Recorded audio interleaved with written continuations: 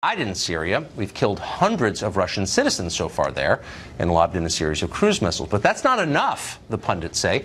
We need a real war, something big and deadly, primarily to avenge the Syrian president Assad's poison gas attack on his own citizens over the weekend. Here's some of the growing consensus on that.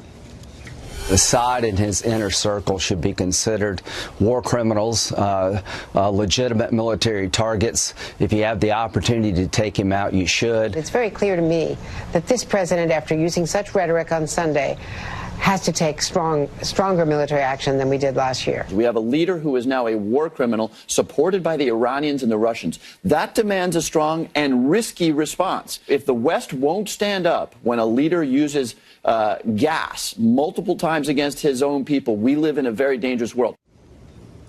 So that's the consensus. Last night we asked the obvious questions about it. Before we go to war, are we sure all of this is real? Do we really know that Assad was behind the gas attack?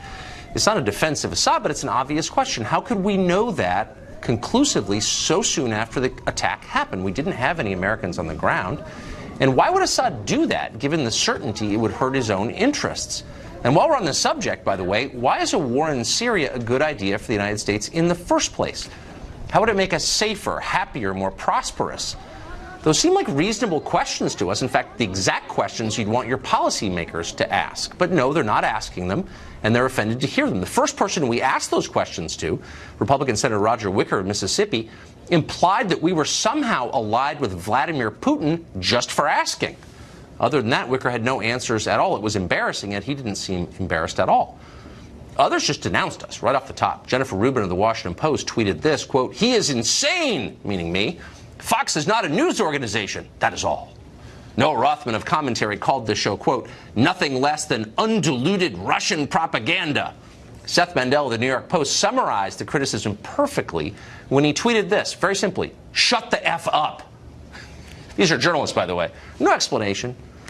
Of course, shutting the F up is the whole point of tweets like that. They want you to be quiet. They want you to do what you're told. No more questions. Shut up and obey. There's no chance of that, though. Sorry. Glenn Greenwald has been following all of this. He's a founding editor at The Intercept, and he joins us tonight. So, Glenn, leaving aside the real question of how you should respond to Syria and is it a threat to the world order and to us and to its neighbors, I think those are all fair questions. But why the universal attempt in the media here in this country, left and right, to shut down a meaningful conversation about it? The only time I think that the media praised Donald Trump was almost 1 year ago today when he bombed an airfield in Syria in response to what had been alleged at the time was a chemical attack by the Assad regime. People who hate Donald Trump and go on air every day took a break for 24 hours to proclaim him presidential, because that's what U.S. presidents in their eyes do, is they just drop bombs on other countries with no declaration of war, no reason why the U.S. interest or the U.S. borders are at stake when it happens. So I think that's just the ethos in Washington, that not only is it just an inherently good and presidential thing to do to drop bombs on other countries, that's why polls around the world show that the greatest threat to world peace in the eyes of the public around the world is the United States. But also, Adam Smith wrote 300 years ago that the reason people who live in capitals and the elites in countries love to watch their countries bomb other countries is because it gives them a sense of excitement and purpose and kind of this pulsating stimulation. And I think that's a really big part of it. It doesn't matter whether it will accomplish anything. It just makes us feel strong and powerful and purposeful to do, and so just bombs away. I think that's right. I mean, I think human nature explains a lot of this. I agree completely. But journalists exist to push back against that. Not necessarily against war, but against a heedless rush toward anything. I mean, our job is to be skeptical and ask real questions. Why is no one doing that, and anyone who does is attacked?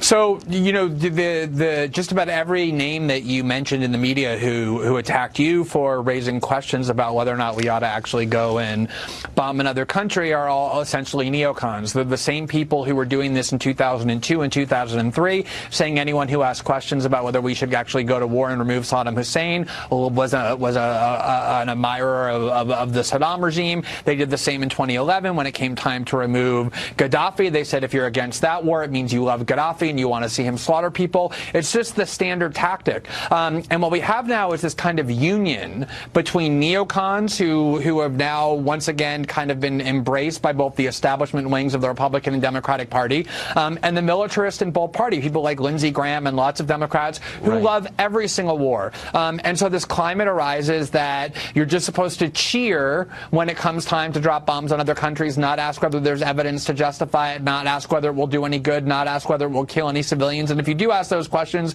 it means you're on the side of America's enemies. It's an incredibly authoritarian tactic that gets used to suppress debate.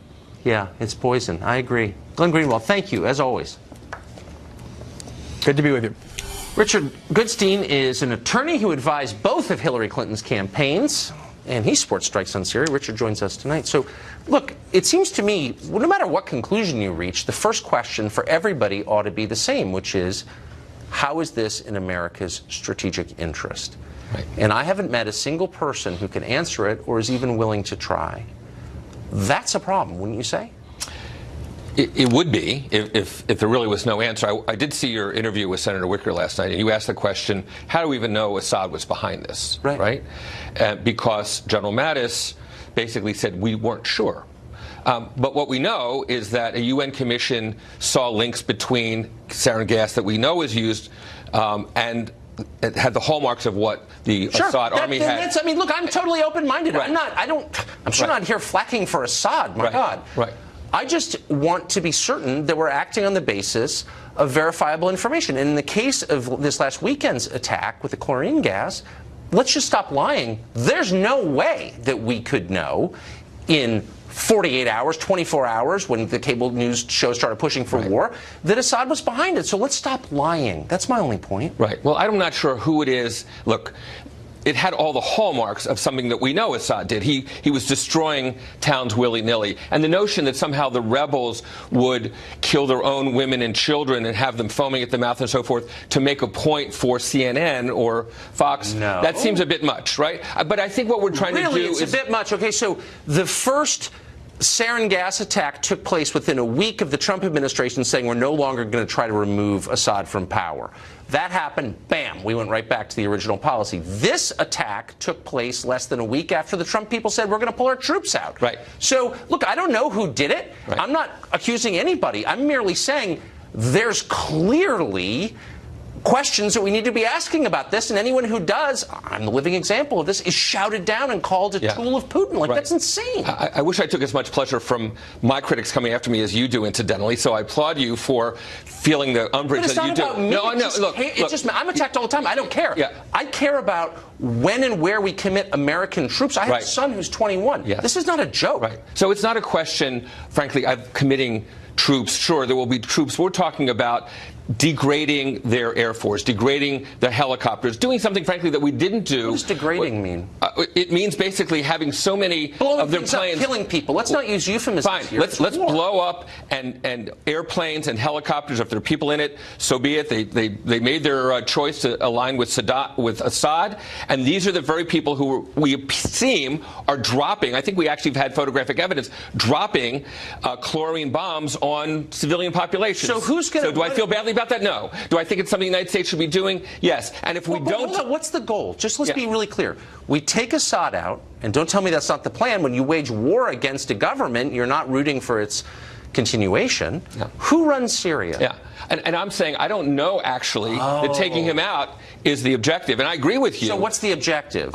Just continue the war, kill more people? I think the objective is so that Assad knows that his dropping chlorine gas on people is something where he's going to pay a price. But we're not sure he did it. Well, and I think we have to establish whether he did it or not. And the fact is, it shouldn't be a feel-good exercise like it was last year when Trump was basically talking about that great piece of chocolate cake with Xi at the time he was dropping bombs on those runways. That was a feel-good exercise. If we're going to do something, we should do something so that Assad can't do it as easily again. Assuming, but we don't know that he did do it. I agree. So does it bother you when there's universal consensus on the left and among establishment Republicans that we just know? Both sides of the aisle in Congress, in the media, in our intelligence services, in virtually every overfunded think tank in Washington, have suddenly aligned tonight on a single point of agreement. America must go to war in Syria immediately. Bashar al-Assad cannot continue to lead that country. He must be overthrown. Assad is an evil man, they tell us. His latest crime is a chlorine gas attack carried out over the weekend by his forces against a rebel-held suburb of Damascus. Assad's poison gas suffocated children. Pictures of the aftermath of that are all over the internet, and they are horrifying. Assad is a monster. That's the official story. Almost everyone in power claims to believe it. The push to war in Syria, by the way, has united politicians from both sides. Lindsey Graham and Howard Dean typically agree on very little. Not much at all. But today they are both calling for war in Syria. Graham is demanding massive attacks on the Syrian military. Dean is going even further than that. On Twitter, he called the president, quote, a wimp for merely sending thousands of troops and launching tons of bombs at Syria. That's not enough for Howard Dean, who, as you may remember, once ran for president as the peace candidate. Tonight, he wants total war in Syria. Television pundits, of course, strongly agree. This morning, the foreign policy team over on MSNBC explained that it's far more important for American troops to fight in Syria than it is to secure our own border here in America. Watch. There's no question that now, all these years later, it is Donald Trump's challenge. He has to take action. He's spoken to Macron. What he ought to do is a coordinated action. There has to be a comprehensive response. As Trump leaves to fight his imaginary border war, he's leaving the real war where we could make a difference, and said he's turning it over to Assad and to Iran and to ISIS. This is something that Barack Obama wouldn't even do if confronted with these set of facts. Trump has to take action in Syria. Everyone nods sagely. That ought to make you nervous. Universal bipartisan agreement on anything is usually the first sign that something deeply unwise is about to happen, if only because there is nobody left to ask skeptical questions.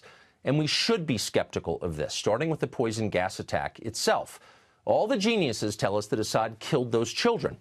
But do they really know that? Of course they don't really know that. They're making it up. They have no real idea what happened. Actually, both sides in the Syrian civil war possess chemical weapons. How would it benefit Assad using chlorine gas last weekend? Well, it wouldn't. Assad's forces had been winning the war in Syria. The administration just announced its plans to pull American troops out of Syria, having vanquished ISIS. That's good news for Assad, and about the only thing he could do to reverse it and to hurt himself would be to use poison gas against children. Well, he did it anyway, they tell us. He's that evil. Please, keep in mind this is the same story they told us last April. Do you remember that? It was almost exactly a year ago. The new administration announced it was no longer seeking to depose Assad from power. Regime change was no longer our policy. So the usual war chorus in Washington started yelping, went berserk, and days later, Assad supposedly used sarin gas against civilians in Syria. There was video. We bombed a Syrian airbase in response to that. At the time, this show asked what seemed like the obvious question: are we really sure that Assad did that? It seems weirdly timed and counterproductive to him. Shut up, they explained. Of course we're sure. What an unpatriotic question. But of course they were lying. 2 months ago, the Secretary of Defense admitted that actually we still have no proof that Assad used sarin gas last year. The story, it turns out, was propaganda. It was designed to manipulate Americans, just like so much of what they say. We've seen this movie before, and we know how it ends. But just for the sake of argument, let's assume they're not lying this time. Let's assume Assad did just use chlorine gas against kids. He's perfectly capable of that, by the way, not defending his moral character. Let's say he did do it. Would that be worth starting a new war over? Overthrowing Assad's regime in Syria would result in chaos. Many thousands would die. In fact, we might likely see the genocide of one of the last remaining Christian communities in the Middle East, and we ought to care about that. Some of the dead, of course, would be American servicemen. A new war would cost us tens of billions of dollars, maybe hundreds of billions. Would it make America safer? Would it make the region more stable? Let's see. How exactly did regime change work in Iraq and Libya? Doesn't matter, say our moral leaders on CNN and everywhere else. Atrocities like this cannot be tolerated. Okay, but let's be real. We do tolerate atrocities like this all the time. For example, there's a devastating famine killing children in Yemen right now. The Saudis are causing that famine. Should we drop tomahawks on Riyadh in response? Not until it's on YouTube, apparently. When you conduct foreign policy by viral video, pictures are essential. But in real life, Syria is a highly complicated place. With Assad gone, who would run it exactly? Do we have another strongman in place to install? Or is it our hope that a stable democracy will magically appear in the wake of this protracted civil war? And who exactly are these moderate rebels you're always hearing about, the ones that we're supporting with your tax dollars? Well, a lot of them turn out to be Islamist crazies.